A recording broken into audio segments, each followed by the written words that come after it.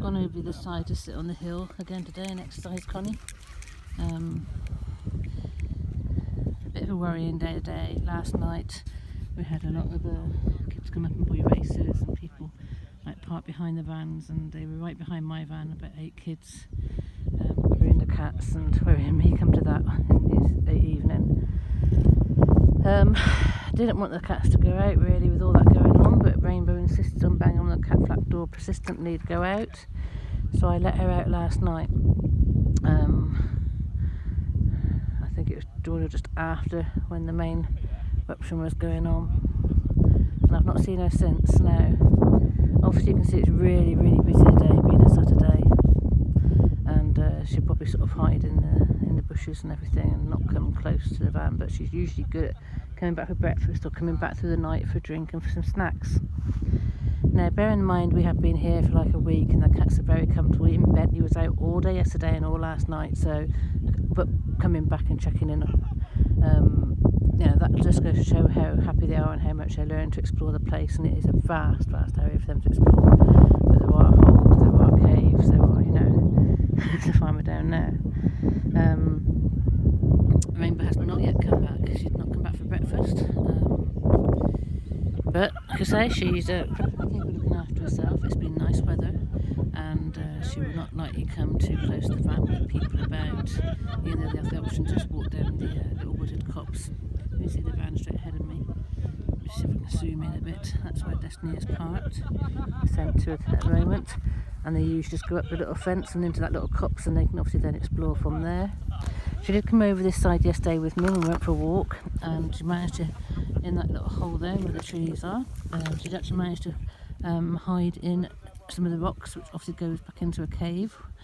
She stayed in there for the majority of the morning as well, out the way, because people are walking up and down. So I'm very much aware that she's conscious of dogs being loose and being chased, and she has to have a clear pathway to get back to the van. Now that obviously could happen now, with it being so busy. She may now wait out until she has a clear pathway back in and come back later tonight, or she may find her way back today. Either way, whether she's hurt, whether she's shot, whether she's just running free, I am prepared for this. This is, like I've always said, if whatever happens to them I will accept. There's no point in trying to go looking for her. We can just say a word or call and she can hear. So we've just got to be patient on this. And if she's back, she comes back, wonderful. If not, then I can't see her wanting to stay here and not check on us, because she's very fond of Connie. So if she's not back within the next sort of 48 hours, then we know something's happened to her. But hopefully by the time I go back to the van, she'll be in there having a little snooze and a rest from her adventures. But anyway, it's a weird night. It was the first time I've really been unnerved here. And even my lights in the van were coming on and off, so I don't know if that was just weird wiring, and I did it 5 times, or whether it's spirit telling me I should have been up and being aware of something happening to Rainbow. If she has disappeared, then like I say, the lights flashed to tell me that. Good girl, Connie.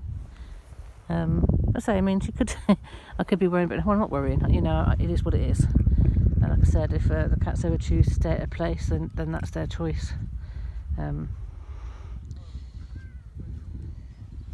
But anyway, we're just at the moment focusing on letting Connie have a bit of exercise. A good girl.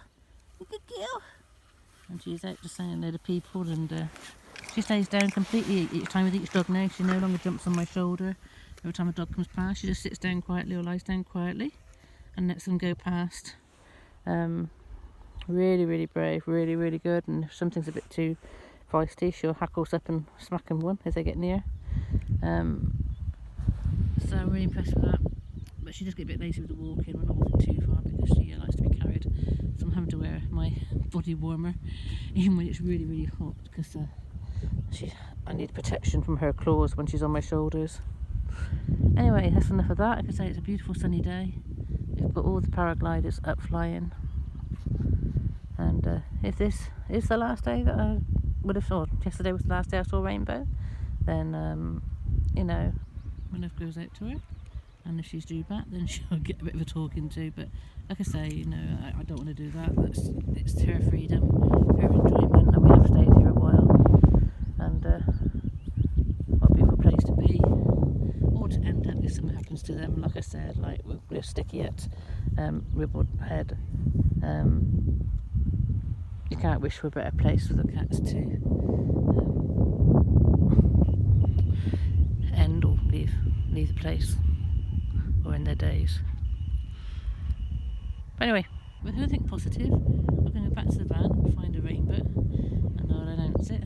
She used to disappear all the time from the van before and come back by night time, but it's just a bit worrying because she did go through the night. But as I said, it's so busy at the moment, there's no way she's going to be able to get back past all these people and dogs. There's even people on the hills behind the van. But anyway, we'll see what happens. Fingers crossed she'll manage it. And my next report will be, yeah, she's back. Anyway, much love to you all. Let's keep our fingers crossed for rainbow. And meanwhile, we're just going to enjoy watching these paragliders and chilling out with Connie. Alright, Connie? Good girl. Good girl. Good girl.